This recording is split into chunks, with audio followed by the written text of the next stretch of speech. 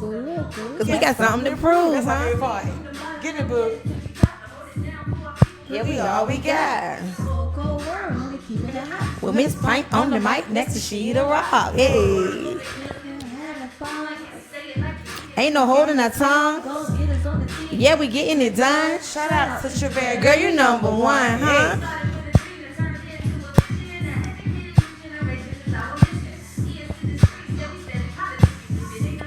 Mind your business. Wait again, minute. Hey. Wait again, minute. What? Wait again, minute. Huh? Wait again, minute. Hey. Wait again, minute. Come on, boo. Hey. She's looking at you like, Wait again. Hey, it's part of the third part. Hit again. Hey. Hey. Wait again, minute. Minute. Right, wait a damn minute. Welcome to another episode of Wait Again Minute. Today is Thursday, April the 15th, 2021. And guess what, y'all? In case y'all didn't know, it's been a year today that we have been podcasting. Yes. It's our anniversary. Yes, what a difference a year has It made. wasn't that fast. It wasn't that fast. It did. But we're going to save that for the after show because we have a special guest tonight. Okay. yes, tonight we have with us Miss Leticia. Did I say it right, Tisha? Leticia. See, I never say her real name. I just always call her nickname. Yes, she's here with us tonight to talk about mental health. So introduce yourself to everyone. Sure. So first of all, I would like to say thank you guys for having me on your show. And a special thanks for having me on your podcast on your 1 year anniversary. That is significant. That is a milestone. So I'm glad to share this moment with you guys. My name is Leticia Sessoms. I am a woman of God. I'm a wife. I'm a mother of 2 boys. I am a licensed professional counselor. I am a certified substance abuse counselor. I'm a registered play therapist. I am a certified sexual treatment professional, and I'm certified in trauma. I do have a lot of other certifications and trainings, but I think what I've given you so far is enough. That was a lot. Yes. That is good. Very good. I'm so proud of you, girl. Thank you. Oh, that is awesome. So, mental health. Explain to everyone exactly when you say mental health, what does that actually mean? So what mental health means in a nutshell, it's the emotional, psychological, and social well-being. So what that means is it affects how we think, feel, and act. Okay. So some of the things that our mental health can do for us is how we handle stressors. So how you would, if there was a death in your family, how you would take on that. Right. So that was one thing I was going to ask you about too. Now, are you certified in that? Because I know they actually have counselors or therapists for stuff like that, for people that can't cope. Right. So I am a licensed professional counselor, and that covers All of that. Yeah. All of that, everything. okay. So I can do diagnosing and things of that nature, and that's grief counseling. I have done a lot of grief counseling in the not a lot of grief counseling in the past, but I know how to perform. Yeah. So explain to us, and especially me, because I want to know. Now, I have the lady that I see, she's a counselor, but what is the difference between a counselor, a therapist, a psychologist, and a psychiatrist? Okay, so I'll start with the psychiatrist. A psychiatrist is an individual who is able to prescribe psychotropic medication. That's what I thought. Okay. So you would go to him or her for medication. Okay. A psychologist is one that can render testing, like can give you all the different batteries to tell you like where the root causes of your mental health issues deriving from. And then you have a counselor and a therapist pretty much occupied in the same role. They just assist with overcoming barriers or obstacles you may be experiencing in your daily life. Oh, okay, because I always wonder what was the difference in the two. So what made you decide? Well, I decided to go in this field for a number of reasons, but I'll just start off by saying that I didn't start here. So I know that me being in this field is heaven sent. It's God-led. And I'll tell you why. So when I first started off, Christopher Newport as a physical therapist. I used to run track and stuff, so I wanted to kind of stay in that realm. And then from there, I changed to nursing. I love being in the biology lab, but the actual classroom component was very difficult. So I said, I need to explore something else. So I end up being in the student hall one day, and they had like the different colleges in there that talks about the different degrees and stuff. Right. And so I stopped over to talk about sociology, and sociology is the study of human behavior. Right. And so I was like, this might be what I should be doing. Right. So I explored that avenue, and then from there on I was in this field. But the passion, the root of my passion is derived from my family history. There is a significant level of violence, drug use, just dysfunction in both on my maternal and paternal side. So I've always enjoyed helping people, and children have always gravitated towards me, and I always gravitated towards them. So it's been, I think I was born to do what I do. So that's probably why you walked right into what you were meant to walk into when you walked down that hallway. Yep. So your main focus, children or adults? Which one you prefer? So preference is adults, and I'll tell you why. I enjoy working with children, and I've worked with children for many years. That's where my foundation started. The problem that I found in working with children is that the parents don't change. Right. Like, so we're fixing the child Right. and sending them back into the same home Same home. environment. So I'm like, no, give me her, give me him, give me Yes, them. And right. so that's how I started being more invested in the adult population. And that makes sense though, because if you're telling the child do this and do that, but they go home and then the mother or the father is saying, or the grandmother is saying, oh no, you don't have to do this, do that. Then you're confusing them. So how would you break that chain with that child? If you're trying to start with that child, you would start and break the chain for them and their kids, but not while they're a kid, because they still have adults that they have to. Right. Yeah. Right. I done learned something already. It might be me. I might probably need to get the. Oh, so you might need to see. Yeah, probably. It probably need to start with me because it's my child Yeah. or children. You know. Right. I agree. Definitely. It's proven. There are so many facts and studies out there that show that if you change as the head of the household, everybody else kind of follows. Right. So I be so I irritable. would strongly recommend it. And most of the parents are very resistant to services because there's nothing wrong with me. It's them. Well, no, everybody has some areas that they can improve upon. And so the approach that I go is a more softer approach. No, it's nothing wrong with you, but hey, girl, I got issues too. Right. We're going to talk these things out. And you really have to get on their level. Right. Meet them right where they are. Meet them at their space, in their space, and you stay there. And then as you grow, as they get better, you work your way up. And have you found that it's been easy doing that? And then you start seeing a change in the child that you originally started working with, and then you start working with the parents. Have you seen a change? Yes. That it's working? Yes. It's proven to be effective.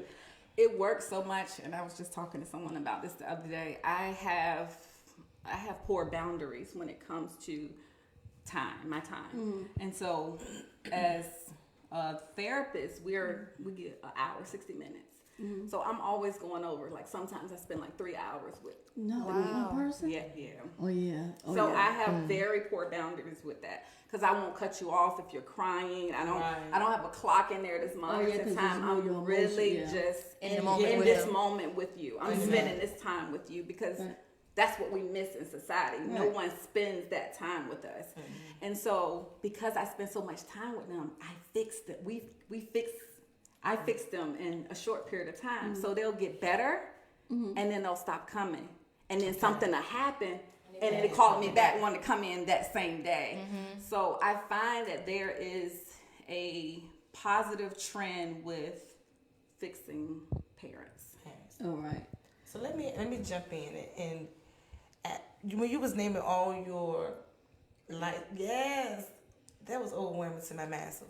Nothing's wrong with me. Oh, I don't know something wrong with me, but how do you cope? How do you cope with like is it overwhelming for you? I think that's what I'm trying to say. to actually listen to this that long, day in, day out? How do you keep yourself up? Because sometimes it can be draining, I think. It is extremely taxing. It is very overwhelming at times. And for me, it's because I genuinely care. And I find that I spend a lot of time trying to research or figure things out for them, even in their absence. So I can be working with you, and then I'm going home, and you left something heavy on me. Right. You left heavy, I left heavy. So I'm arriving home, and I'm quiet, not too much talking with the kids, and like, what's wrong? And I'm just thinking, you know. So you do have to rationally detach. Like, it's so important for you to have that balance, because you can easily burn out. So I spend a lot. My favorite thing to do is sleep. So for those of you that know me, know that I sleep a lot when I can. I sleep a lot, and I self-care to me is connecting with my family, connecting with those that I want to be around. I choose who is allowed in my space. It does not matter the relationship. That's right. I don't do that. So if I like you, you like me, we're in a good space, then that's who I choose to spend my time with. Right. And you know, I get my nails and feet done, but I don't consider that's just routine, right? Like, you know, I said that because a lot of people categorize that as self-care, when that's self-care is far beyond nails and hair and things like that. Yeah. So just spending time. I like alone time. Sometimes just being alone so I can think. I'm learning to be present and in the moment. I'm always so busy. Like, literally, I am so busy. People say, girl, you just act like you the president. I'm literally that busy. I don't be avoiding people or ignoring people. It's just I have a very busy agenda every single day. So when I find time, I breathe. I take deep breaths. I walk. I have my different apps. I listen to gospel music. You know, I do things that are filling for me. So I put myself, I'm a priority. So that's right. Exactly. And I thank you again for coming to take that time for you to be so busy to come to A Gam Minute and share your story and what you do. Right. Thank you. So, I thank you for that. So when you say you take time and you breathe and all that, how often do you really do that though? I do it more now because it got to a point where I was like, about to break, not just completely exhausted, and I noticed that my temperament was very different, and I'm a social butterfly. Now I'm just deciding you don't like people. My husband's like, come on, let's go. I don't like people. I don't want to go. So you know, I really have been probably since the onset of COVID, and that at the onset of COVID is when I realized life happens. That's right. And you really, it's all but a moment. So all the time that we have is valuable. That's right. And I felt myself taking it for granted because I spend long hours at work and I take away from my family. Because in my mind, they're going to be there when I get home. Well, no, it doesn't work like that. The same energy and amount of time that I put in my business, I have to do the same thing for my family. So you was there for other people and their family, but you was kind of neglecting your family in a sense. Right. Okay, how do you feel about someone who feels though they don't need counseling? I was just about to ask her that question. I want you to be. We want you to be you know, because I was just about to ask her that. Raw we want the raw. I think it's stupid. You know, I think that people have to realize the importance of mental health. Right. We don't categorize it the same as we do medical. Now, all the services that I provide, every authorization that come through, it says medical necessity. And so all the services that I provide are mental health. But we have been trained culturally to think that help is not necessary and it's not needed. Or they say you're crazy. And you're crazy. They have but you know, words to describe, and people are very sensitive and they care about what other people think. So I don't want he or she to think I'm crazy. So I will suffer in silence for an extensive period of time before I go get help. And so I think they're stupid. Yeah, that's right. That's but right. what if they don't know they need help? Okay, if they don't know they need help, then I take that back. Right. But some people, most people know, when something's not right. Just like if your stomach hurt or you feeling a little funny, the first thing you say is, "Oh, I don't feel good. Something don't feel right." You want to run to the doctor. Right. You want to run to the doctor. So if you know that your mental is It's a little altered off, somewhere. Yeah. or either you're not acting the same, your behavior or your attitude is a little off, something isn't right. But that goes all the way back to your grandparents or your great grandparents and all that. They'll say go to church. Nobody really went to counselors. They went or therapists. No, and then in the church they were molested. Right. That's right. They were A lot was going on in the church. Church trauma that nobody talked about. Right. That's right. So I think that's the bulk of the reason why we operate the way we do today, because we still have those old traditions, that old mindset, and culturally it has to be somebody that's celebrated often, somebody famous to do something with mental health before we begin to realize how important it is for us. Right. So what? I'm sorry. Go ahead, Pam. Do you feel like everybody knows when something's mentally wrong with them? Exactly. No, absolutely not. And that's why I said I take that back, because sometimes you don't know. You really don't know. Like, there's so many diagnoses where it's just a very different feeling. You may, like, something is not right about me, but you can't put your finger on it. Right. A lot of medical conditions can cross over with mental health. So, like Shantae, the example that she gave, like a stomach pain, that could be a mental health issue where you're exacerbating, like every time my stomach hurts, anxiety, depression, all of those things can merge together. So sometimes you don't know, but when you don't know and you have a sense of something is wrong, You need to see go seek help to try to figure it out. And it doesn't have to be, it's not you're crazy, you're smart, you're bold, you're brave, you're doing what's best for you. And that's what we miss here in the world today. Everybody is worried about what the next person is saying. Right. How am I going to be perceived? They're going to think I'm crazy. And so we just suffer. So how do you do? Let's say I see an adult that needs help. How can we handle that? Who can we contact? Seriously, like we say, okay, I think my cousin need help. She's an adult though. Is it a number or a resource that we can? So sure. So the first thing is with the adults, they have to want to participate. That's true. Yeah, and That so makes sense. a lot of times they don't, because they don't. First, you identify that something's wrong with them, so that's a whole another thing. But let's just say your cousin is like, okay, it's time for me to go get help. I think I've hit the point where I need to go get help. So basically, there are a lot of mental health agencies. I mean, here in Suffolk, you have the Community Services Board. You have multiple agencies like mine that have mental health services to include mental health skill building. You have Providence Psychological here in Suffolk that does the outpatient therapy. Shout out to Dr. Ward. Okay. You have a wealth of services, not in Suffolk necessarily, but there are some services in Suffolk. They got the one with Portsmouth, Chesapeake, I mean, all over. It's just like banks and they are on every corner. Oh, yeah. So how helpful do you feel like it is for like people you done seen a lot of different situations, like with some of the worst situations. How do you feel like what do you feel like it prevented them from doing, or do you think it helps them like captivate through life? Like, how do you think it really helps to get the type of help that you give? So I use what we call cognitive behavioral therapy, and it's just changing of the mindset. And so if I can change your mind, I can change your world. So it's how you view your perception of the world.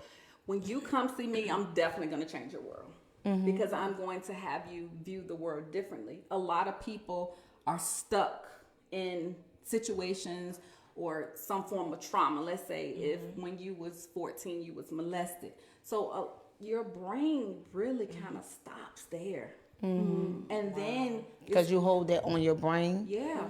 So and so you're funked as an adult, and that's why a lot of things that happen to us in our childhood, it manifests when we are adults. So if you think about it, an individual who has been molested, when they are adults, let's say if it was their uncle and he, was forceful or whatever. When they're adults, they don't want their partner to grab them a certain way. Right. They don't want to, it's all reminders and reflections of that incident. So you live with that all the time. And every time you see something that reminds you of that, it brings that situation back all over again. So, and then a lot of times people don't talk about stuff that is not just molestation. It's so many things that happen to children that happened to us when we were growing up that nobody ever talked about. And why? Because we went to the church. What goes on in this house stays in the house. If you tell them, I'll kill you and your mom, threatening behavior. And no. Tell them to talk. I tell my kids, we talk about everything. Raw and uncut, we talking about it. You have to have that openness. You have to create the environment that you want. That's true. See, in the prison, we had this, I work in the counseling area, and it's called Thanking for a Change. And she right, some of them guys, and I know it may sound crazy, but I've been doing this for so long, since May 2003. I can look in there. It's like a certain look they got, the ones that need the mental health counseling. And that's what the counselor be saying. They be stuck. Yeah. They be stuck from stuff that happened. And then they can't cope. So we got this thing called Thinking for a Change. And it's all about cognitive behavior. And you'll be surprised. Yeah. They be older men, and they don't know how to cope with reality of everyday living because of what happened to them. Yeah. And then a lot of times, things that happen to them as a child, they'll do it to another child, and then the other child will do it to somebody else, and then the other child, and it's just a cycle. That's the cycle that happens in our family. And so we have to make that decision of when we are going to break those generational curses, because that's what they are. That's exactly what it is. So do you think you can be born with it? Just come out with mental health? Like born into it? Or do you have hereditary? You can. So genetics. It's the brain chemistry. It's science. It is. Yeah, you can definitely be born with it. And I always say you got to be careful who you have kids. Yeah, that's right. That's right. That's true. But it's so true. You never know. It skips generations. Things like my youngest son, he's 6. He stutters, and his grandfather stutters, but my husband don't stutter. So the same thing with mental health. The genetics is. So what's some things we could do? When you say make sure you be careful we have children by, and and the child father is touched. What's some advice you can give to someone that needed to make sure that their child don't have some of those ways by their other parent? So let me make sure I. Like you were saying, be careful who we have kids by. We hear that saying, but now hearing it from you, it don't hit home somewhere. So I want to know what do you mean by that? Or what could I do? I say it in a joking manner. Okay, that's what I'm saying. I say it in a joking manner, that's but what I was saying. There is some realization to it, because if you and that's why they say when you meet a person, find out how he or she treats their parents, how did their parents treat their parent, things like that. You really have to do an assessment on something. Ask any question. That's right. I mean, just be nosy. They be acting out. It's different things. I don't understand yoga help with stress. Just like it does. Like taking that time to not get that mental space in a negative way. Do activities like fitness, health, yoga. So Rob, basically, you want to find out if someone had a child and then you found out later on that the other parent might have issues. You want to know, is there something you can do to prevent that child from having the same issues? Yes. Oh, okay. Yes. I thought that was our first question. That's why I was going there, because we hear that all the time, but I wanted to know, Thank you for clarifying. Thank you. Shantae. Yes. The greatest thing you can do for a person is to love them and be connected to them. And be non-judgmental. So the one thing we as a culture, we are so judgmental. Yes. And that's why a lot of us don't want to go get help. Don't go get therapy. Because we are so much in fear that they're going to think I'm crazy. Right. They're going to think this, they're going to think that. And we leave ourselves behind. So no, it's not that. So I wish so You said, because I want to recommend, we'll talk later after the show. Yeah. But another question I would like to know is, do you have people get checks? You know how they say crazy people, like crazy check or mental health checks? So you can, yeah. I mean, you have to do the assessment. Yeah, so you have, everybody that comes to me have a diagnosis. Okay. And a diagnosis can almost qualify you for your disability. Okay. So when you it go depends, see you, man. See, then when it comes to the check part, that's when you talk to me. No. That diagnosis depends. I want to recommend an adult. The person comes to you, get assessment. Mm-hmm. Okay. And after talking to someone, you can determine if it's like bipolar disorder or okay. And then let the person talk about childhood things or whatever they got that person acting that way. Mm-hmm. And then what's the next step? Do I take the paperwork you give me and go down to the Social Security place? So no, you go there. You go there. So that person will get the services that they've been getting, or they will have like a social history. Where if this is the first time that they're receiving services, then they will go in to get service. They'll be seen. And then you will go, once they get their diagnosis, then you will go down and apply. But they will actually ask you, well, what diagnosis do you have? And then they'll fax over and they'll send a big packet out to the agency. And then that person, and they will fill it out. Okay. So how many sessions it would take for you to determine 1 session, 2 sessions? I traditionally do 3. I do 3. Because sometimes, people have... It's situational. They have things that are going on, like a marriage. Like but they have to want the services. They definitely. That means in the most humblest way ever. I like this person. I just. You might think out to that person. I mean, they really need, and it's something that they should have had as a child, I believe. So I mean, I don't know the person you're talking about, but what I can say to you is that you have to. You can't want it more than them. Right. And you can't force them. That's sad, but yeah. The thing about it is our time is valuable. That's right. When somebody come and sit in front of me, I'm invested instantly. And I get a lot of people, because I do EAP. Employee assistance. So I get people. I get people like got called with marijuana in their system and stuff like. Oh yeah, my daddy. I was at a party with my daddy. He was smoking. You wasting my time.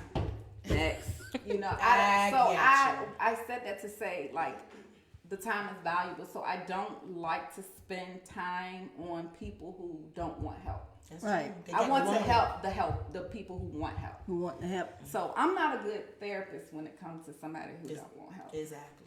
Because you are technically wasting your time. Yeah. So have you ever been in a situation where both of the parents have conditions, but one of them you can pull in for help and the other one is resistant to it, and it messes up the child either way because the child still has to go both ways. Wow. So what do you do in situations like that? Like, does it still? So what I would recommend is to continue to work on the ones that want the help. So the child and the dad, or the child and the mom, whoever the case may be. And eventually the hope is to wean the other parent in. When he or she sees changed behavior in the child and in the mother. The other parent. And the mother, then it's either they're going to change or stay the same. But there is a very fine line between controlling that process, because if you're separated, the child goes with the father here, and go with you there. You just have to put parameters around that. If it means even going to court and saying, I don't know what he or she is doing, but you have to protect your peace and your child's peace. That's right. Because you can't really control if you're not really there. And if they don't want to do it, there's nothing you can do about it. It can't be court ordered. The judge can't make you go through. They can make you go through parenting and like anger management if something like that was to occur. But something has to happen. Something has to happen. Like he has to hit the mother or the child, or, something like that. What if he's just on drugs? if he's on drugs, then he should not be around the child. You can go to the court and file for full custody, and then he would have to prove his cleanliness and all of that. So he would have to go through like AA and things like that. Things like that. Mm-hmm. Yeah. So one moment, Cam. Let me say this. Back in the day, they used to say, because nowadays we have all these diagnoses. You have ADHD, you have depression, you have bipolar. But back in the day, it was like, oh, they're just hyper, just doing kid stuff. Now you call it ADHD. Then before it was like, oh, they're just lazy. They just want to lay around and do nothing. But now you call it depression. Mm-hmm. So it's like, is it that due to the fact that our culture didn't really do therapy, that we was calling it these other things? Or did these names just come around, these diagnoses just, start coming around? I think they always existed. But again, as you said, in our culture, we didn't utilize them a lot. Mm-hmm. But I think that statement that you said is still very consistent. A lot of children who are diagnosed with ADHD and things of that nature, ODD, they're not those things. Right. But we have to give them a label to justify why we treat them different, why we do all of these things. Especially, a lot of times it stems from the school setting. Mm-hmm. And then some parents are just trained to think that, okay, so-and-so child was on meds. I need to go out. Yeah, because they want to go get a check. Sleep. Yeah, and that's another thing. Better keep them. Right, yeah. But that's another thing, though. A lot of people with me, used to be a disability analyst for Social Security. A lot of people thought because they had a diagnosis that automatically means you getting a check, and that's absolutely not true. You're going to probably get denied like twice. You're going to get denied a couple of times, but a whole lot of other things play a factor in that, especially if you're an adult, or you're really going to have a hard time. You have to practically be almost like 1 foot in the grave, and your baby toe. Some people get it quick. Right. Yeah. It just depends. It depends on your demographics. It depends on your education. It depends on your history. Work history. All of that. Your work history as well. All of that plays a factor. But if you just go see her, if you say, oh, I'm going to go see Miss Sessoms, then you go see her about 2-3 times, and then she gives you a diagnosis, and then you go file, you wasted your time, her time, and when I was an analyst, my time, because you just waste everybody's time because it's not going to happen. But now, if you have a history from childhood, and then, the history when she do her exam, show the parents, then you might have a better chance. But I think so many of us want checks. Think what you said too, going back to your original statement about our kids back then. Think about now how our kids are stuck in the house. We're technology driven. Right. We're sitting in front of all of those things are trained to change the way we think. Right. Yeah. Where I live, I'm from Suffolk. Shout out to Suffolk. 914 Garfield Avenue was where I resided, and we would hang out to like 2 or 3 in the morning. We didn't worry about people coming in trying to do something to us. Like, it was really a community. It was safe. Right. It was supportive. Everybody looked out for each other. We don't have that option for our children today. No, not at all. So our kids, a lot of us shelter our children in the house because that's where we feel like it's a safe place for them. And so that's when we begin to see them, maybe the depression or either the hyperness, because they got to create their own little world inside the house. That's true. Yeah, that's definitely true. That's really true. What are some things that people can do for depression besides medicine? Ooh, diet, we say exercise, and sleep. Yoga is an excellent remedy to help to decrease the symptomology. Mindfulness, just being in tune with your body, staying present in the moment. You said meditating. Yeah, but the greatest thing is diet, exercise, and sleep. Yoga is something that I've been wanting to do. I've never done yoga. I've been wanting to do it for a couple of years. I haven't done it. Actually, that's what we were supposed to be doing this weekend. It's a yoga class too. Really? Yeah, I really want to do that. My friend is a certified yoga instructor, so I'm gonna get a class together so we Okay. can all Yeah. go together. Yes. I've never done that. They said it's relaxing. It So is. what qualifies a person being bipolar? Like exactly what is bipolar? It's a diagnosis. Up and down. They have manic. They go on like rages where they maybe like spending, stand up for consecutively for days at a time. Go ahead. I'm just counting. She's like, okay, this person has all of this. You know, there is a lot of symptoms that accompany bipolar 1 and bipolar 2 disorder. But the main thing that we look for is that manic state. That's not what qualifies you for the diagnosis, but you can kind of tell when somebody is bipolar. You don't even have to look at the DSM-5. You can kind of, if you know the different criteria, you're like, okay, he fits it. You just say they touch. Yeah. And it's in the Not eyes. touch. Not touch. Don't say touch. See, That's that's a stigmatizing name like crazy. So touch is like. But I know we're talking. Right. When in the eyeballs though, Not all the eyeballs. Not all the time. Let me tell you something. I can look at the offenders and it's in their face, it's in their eyes. I'm telling you. A lot of times when you look in their eyes, it's pain and hurt. Yes. See, you corrected me. You right, baby, because I'll be like, something wrong. If you, so again, I told you guys why I started. So I've had multiple family members incarcerated.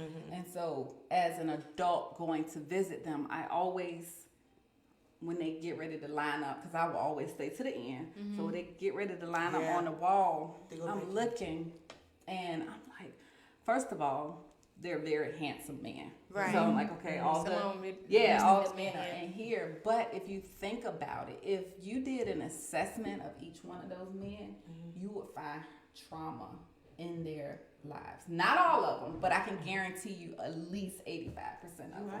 So hurt people hurt people. That's true. That's a very valid statement. So and when you are hurt, you bring people into your hurt world and you don't have that sense of love, kindness, respect. I mean, just look at our culture now. Like even locally in our cities, we always hollering about the police officers killing us, but then we turn around and every day, every time, I just stop watching the news. I don't watch the news either. Yes, me too. It's beyond depressing. So, you know, it's just our culture mindset is just messed Jacked up. It's messed up. Now, when you say depressing, it is depressing.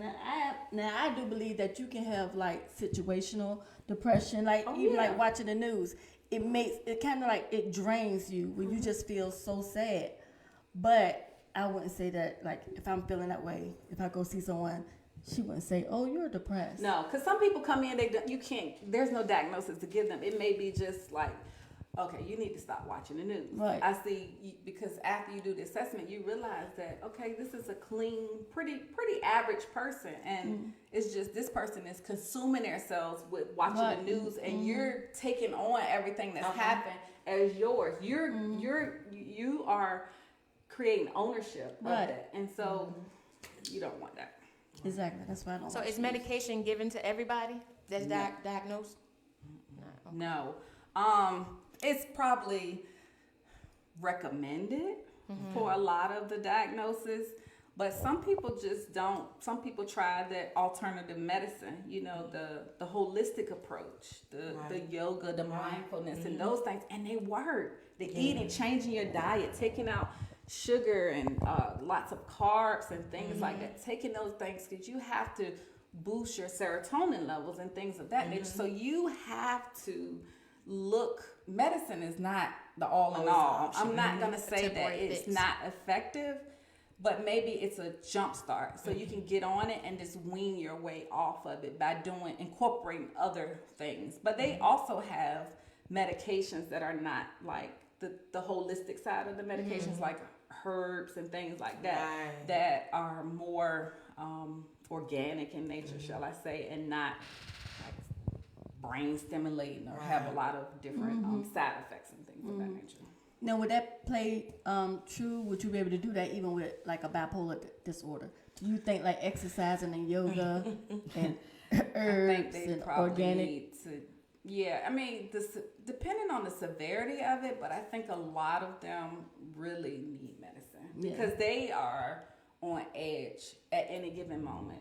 So you don't know for no apparent reason. Right. Yeah, you kind of so to bring some stabilization to their mood, they prescribe them with like a mood stabilizer. Yeah, and then another thing that I kind of question, even like when I used to work at DDS, and a lot of their records, the ones that was filing for like mental diagnosis, a lot of them have drug issues attached to their mental diagnosis. Yeah, so it kind of like disorder. Right, it's kind of like, and it made it worse because either you're doing a drug that hypes you up, but you're depressed. Yeah. Now you crash, so now you're more depressed, or either you're doing a drug that's already like a downer, but you're hyped because you're in that manic state of your bipolar, but you're doing a drug that's going to bring you down. Yeah. It don't mix. But a lot of people that have mental issues seem to also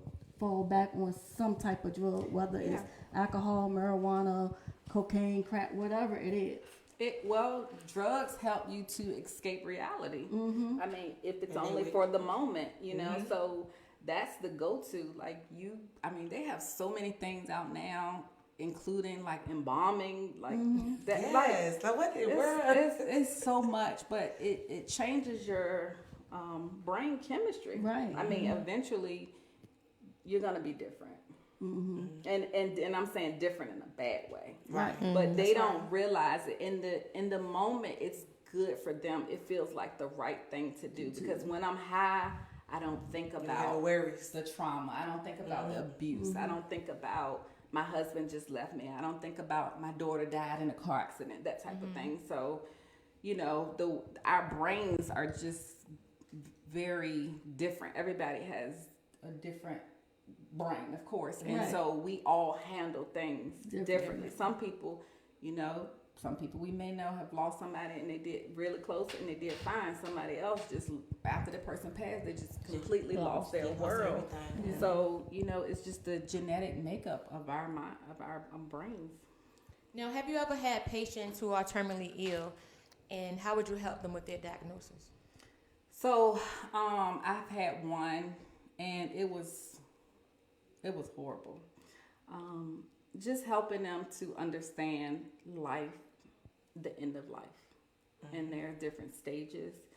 But it's basically like you got to prepare somebody to die and be okay with that. And I'm not. Okay. I'm full of life. I speak life into, and I don't have a Christian-based counseling, but I am a woman of God. So it comes out, in different ways at different times. But I even with this one person, I don't like to do that. So I've only accepted one. But even with that one, I spoke life into her. That's right. And so, but we also prepared, like talking about wills, talking about, funeral arrangements and things of that nature. It's a very difficult process. So how did she take it though? How did she deal with it? She was actually better than me. She was actually better than me. And I think some people, again, it's just how your brain mechanics work. That's not my forte, so I don't do well with death. Yeah. But she just basically accepted the fact that she was stage 4 cancer and that they had given her 6 months to live, and she was okay with that. Yeah, that's I would have to have some counseling too, because if that was me and my mechanics up here, they would have to go ahead and commit me. I would probably go ahead and kill myself. Oh, jeez. Then that might be some type of diagnosis for me. Yeah. No, I would probably. What would I do? Oh God. I mean, I would think myself into the grave, like, oh my God, I'm really about to die. I would think somebody done told me that I'm really about to die in 6 months, like. But I just think, like, on the flip side for that young lady, it was nobody but God, even though you don't like doing it, by you speaking life into her, when the moments where she probably mentally felt challenged, you probably propped her up. So that was a blessing. Yeah. She actually lived 10 months after that. That's good. Mm-hmm. Oh, wow. Wow. So how do you balance counseling with psychology, or is it all the same from a mental health aspect? From a mental health aspect, it's really all the same. It's all brain work, doing, changing the thought process, just working on whatever issues you have present, and that's just all in counseling and psychology. So it's very consistent. So ladies, I'm telling y'all now, I hope we touch somebody out there, because sometimes I feel, depression can be a part of a mental issue too. So I'm gonna definitely eat better to help with my mental state, because I really didn't know that until I researched it and was reading about it this week. And it make you think better and feel better, because working in the prison and dealing with this stuff, sometimes where I'm real better with it, but I used to take that stuff home. Especially when they cuss me out and call me ugly names and stuff, and now we get into a cussing battle, and I gotta have the last word, and I walk out there like I'm okay. No, I'm not. So after reading about it, I know I do a lot of joking, but I'm gonna eat better, and we're gonna yoga, we're gonna do some exercising, y'all. Yeah, we need to yoga. put that in our, we need to put that in our, fit that in our schedule, because it's important, because little things can make us tick. Yeah. And death anyway could do it, but I'm talking about, it could be a job loss, or loss of hours at work, or they ain't gave me another bonus for working during the corona. I might go into a mental state. So I don't know about y'all, but I appreciate it. I am gonna really do some meditation, because I want to do that. I guess, do I supposed to burn the incense too? You can. Yeah. I read about stuff like that. Right. But I always, at night, y'all. I use essential oils. Yeah, at night, I just act like this. But at night, sometimes I go on my positive mind motivational thing on my phone. And I read all those positive things. Because at work, I am the one that's the social butterfly. I am the one that try to talk positive to people. And I do try to calm people down. But sometimes it's overwhelming. And then one girl was so mad when she said, I don't have time for you to date Oprah Winfrey. I said, okay. Oprah Winfrey. Yeah, but she was just that mad. She said, I ain't got time for Oprah Winfrey today. And I was like, okay, but it helps. So the positive, reading those posts, and just, I always say I want to meditate, and you be seeing them like, the mind is so powerful, because our outcome is what we think. Yeah, right. Absolutely. And I think it's great that you have made the decision tonight to, change your eating habits. It is so fruitful for your mind, body, and soul. I have not so good habits with eating, and such that I like sweets. So I like a lot of sugar things. But I know when, I've had enough. Right. And you can actually feel and see a visible difference in your body chemistry when you eat the right thing. So I would just suggest for you, just do a detox. And in your detox, you take away something that is a distraction for you. And it could be social media. It could be your kids. It could be something where it's 6 o'clock from 6 to 7 on Wednesdays. That's your time. Nobody comes in your room. Nobody distracts you. Whatever it is that you feel like is a distraction that's taken away from you being able to focus and tune in into yourself. Yeah, because this plays a good part. This plays together with my psychology class I'm taking. I actually did an assignment the other day about the brain, and they went to list a fact that we just learned about the brain. And I'm telling y'all, I'm sorry. I know everybody here got a big head, but I did not know that everybody's brain is about 3 pounds, which is total out to a half a gallon of milk. Okay, I did not know that water helps our brain to function properly and good. No wonder I be feeling like I ain't got it on, because I don't drink water. So I'm telling you, I just learned this Tuesday. Ain't no way water make it rain. Yes, it does. I had to do. I'm telling you, at work, I was doing my little paperwork, and I had to do something about the brain, and then it plays a part of mental health. So I was like, I need to start eating sweets and junk food and drinking soda and drink water, because that's why that's why I don't think good sometimes. So you think water will help you focus? Yes, that's what it said. The brain needs water. Well, it's like you have a plant, and if you don't water it, it then it won't grow. But that's not all your brain needs. That's just a very small component. But all of the things that you just listed, soda, sweets and stuff, bread. Okay, so it may be hard for you to go all in. If you can do that, 100% do it. But take something away like the sodas. Like, remove that. Gradually remove stuff. Don't because it's hard and it's easy to relapse. It's just like being on a drug. It's nicotine, it's caffeine. All of those things are addictive. Sugar is like crack cocaine. It is. Like literally fiending. Think about it. You put a piece of sugary candy. I'm speaking for myself because this happens to me all the time on my playlist. So when I eat that piece of candy, it automatically sends that message to my brain. Sugar. Okay. I eat the candy. I get another piece. Yup. It's Same it's and I got to sit there and eat the candy and tell my, now why did I feel so stuffed. Why did I just eat that candy? But it's the same with drugs. Right. It's the same. So, ours is a little bit cleaner, but we're no better because we still have bad habits. You just can't go to jail. So I drunk a lot of water today. But we can die. Yeah. So, and I say to myself now, because again, I had started some very poor habits, I say life or death. Like, I got to get up in the morning and walk or do what I got to do. Do you choose life or do you choose death? And I was doing good, working out and having that time before work. As soon as I had the quarantine, it went away because the routine was gone. But I think it works better for me to work out before I go to work because it keeps me out of the snack machine. Yeah. And it's crazy because I don't eat junk food. I only eat snacks at work if I get tired or sleepy. I went there. I'm gonna go get a bag of M&Ms. Or I'm gonna get these Lay's. Oh, that's because you're sitting there. So then you should try the opposite because I don't know if it's the same for you, but a lot of sugar makes me tired. I think it wakes me up. So it wakes you up, but then you actually end up crashing. To go down. Yeah. So try something like little cheese bars. Something like something like that. And then it's not gonna give you the same feeling initially as the chips and all of that.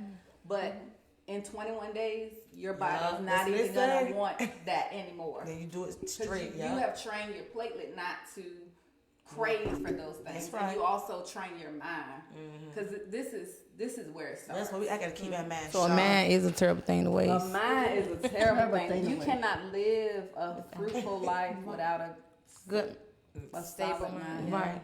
Now, have you now a question I wanted to ask you, since the pandemic, have you had a lot of people come in who are like stressed or so you took that anxiety? right out my head. Because when she was talking to Rob, I was like, I know she probably had a whole lot. She's taking a lot of things out your head. Not go get them. Stop taking out her head. But go ahead, yeah. During the pandemic, have you seen a lot of people come in that are stressed or having anxiety due to the pandemic? Like, yeah.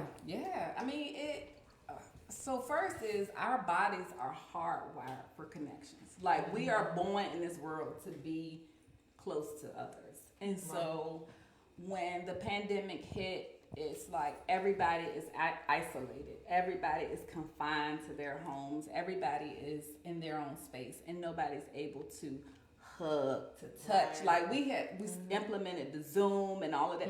That stuff is very different, and our minds have to transition to that process. And some people still can't do all of the virtual things. But yes, it's depression, anxiety, suicide, all of those things are on the rise. Mental health. It's my prayer that, I don't know when we will go back to, when we will get to our new normal, but that through this process, we will normalize mental health even the more. right. Because more and more people are coming out to get the help that they need. But it's a result of the pandemic, not, but whatever get you there. That's right. We just need you. Right. Because that's what I was going to ask you about that. Did you see like more and more people coming? Now, what about, due to the fact that's kind of like what we spoke about earlier, that's kind of situational. So do they keep that permanent diagnosis? So they get an adjustment disorder diagnosis. Okay. So you don't give a person anxiety or depression like that if it's just something new and it's situational. So adjustment disorder, they can have that 6 months or so, and you revisit it. Okay, you're still displaying these symptoms. Okay, now we move into the anxiety diagnosis, the depression diagnosis. But right offhand, if it's just situational, like pandemic, divorce, death, or something like that, you don't. And anxiety is something that I think a lot of people don't really talk about. And we all have it. I have anxiety. Exactly. I think I'm bad. getting bad. Now, even when I went to my counselor and I was telling her about something, and I was like, yeah, because I have anxiety. And I was telling her a situation. She was like, well, have you had any trauma or something in the past that happened that's kind of like resurfacing to bring it up? And I was like, no. Like, no. She was like, and my anxiety actually was, sometimes like if I'm driving, I can't eat and drive. I get anxiety if I'm eating and I'm driving.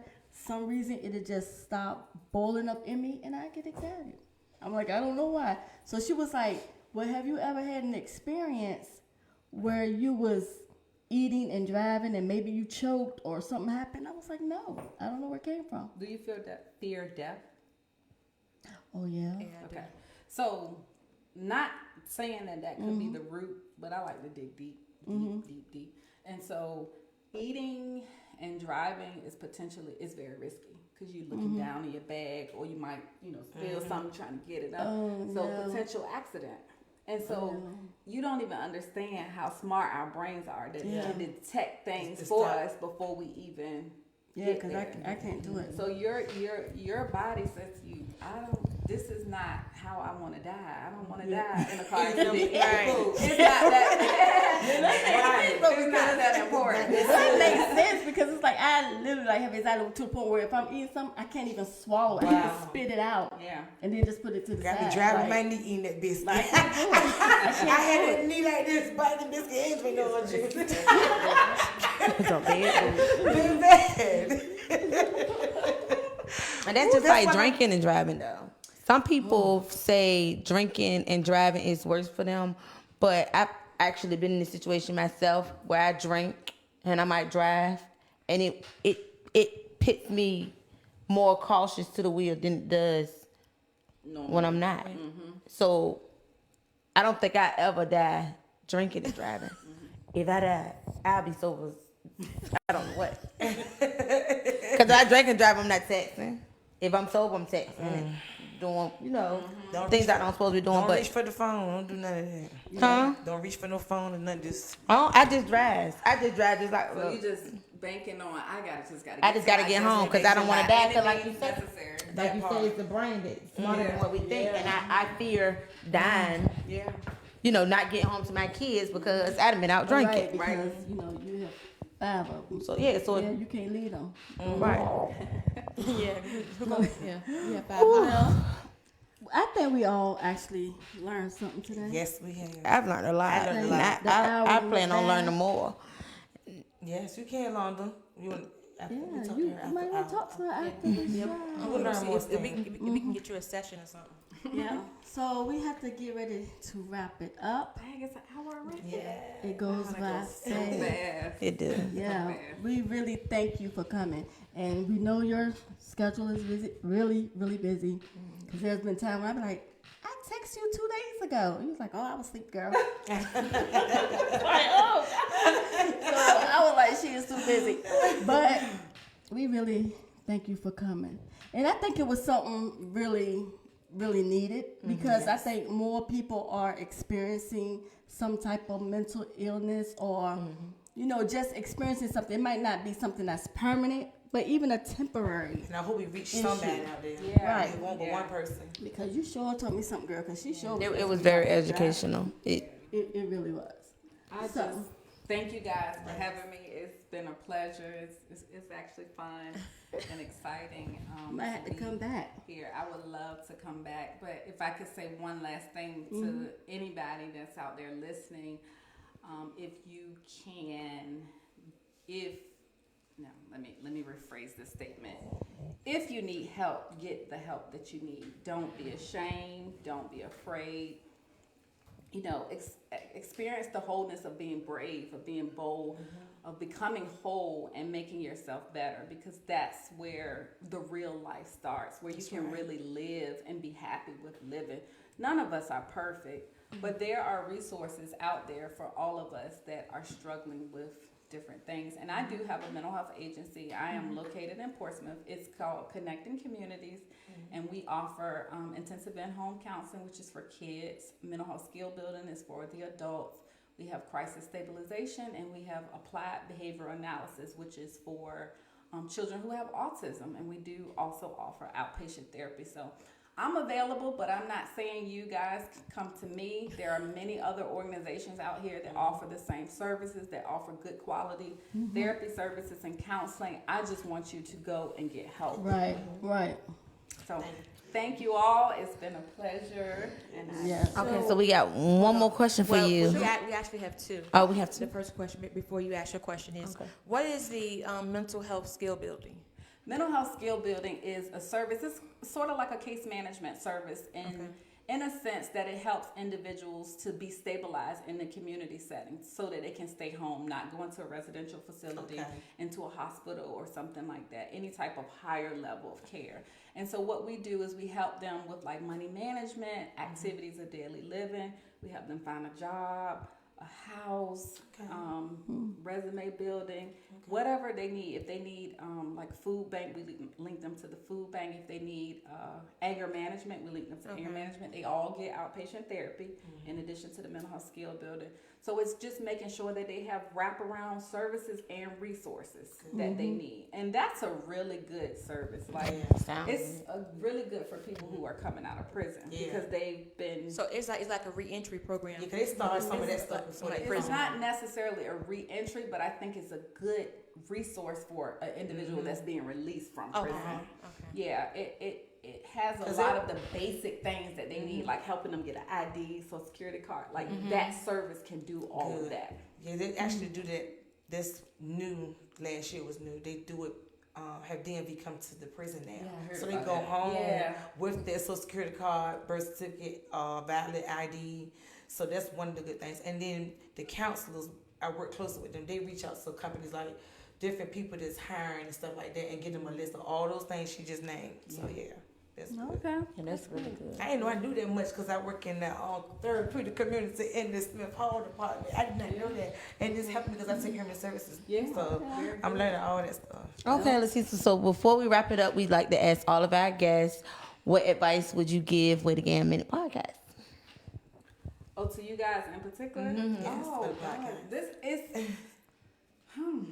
I've enjoyed it. I like authentic environments. I like when you can go into an environment and be yourself. That's like right. I didn't feel like I had to come in here and perform. You know, I came in here and I was relaxed. I was myself. You guys were very welcoming and friendly.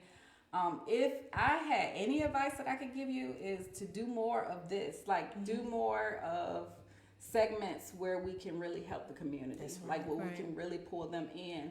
And I definitely want to I don't know how we can tie it into your podcast or your segment, but a yoga, and then we can go, we can have it where people that are not in the building can actually still be involved in that process. So I think that would be great for you guys. Just exposure as well, and it's good, healthy things that you guys are going to establish. So I've enjoyed it. I don't have all positive things to say about you guys, and I like the little colorful room. And y'all know I love color. So it's. Thank you so much. Well, Dan, we definitely want to thank you for coming out, and I'm sure that a lot of people had more questions. And like you said, we're gonna hopefully set up something where we could do more, make some type of forum or something like that, because a lot of people do have mental issues. And and like Shantae said, like I have anxiety real bad myself. So I'm not on any medication though. Sometimes I feel like I need something to regulate. Just need yoga, boo. Take the candy away. I think I have ADD. When you step off the candy. Yeah, you might. That's another thing. But we definitely again want to thank you for coming. We look forward to getting up with you again. And you're here on a good day. 1 year. Like 1 year. So mental health. We talk about it after show. But again, we thank you, and you guys have a good night. Good night.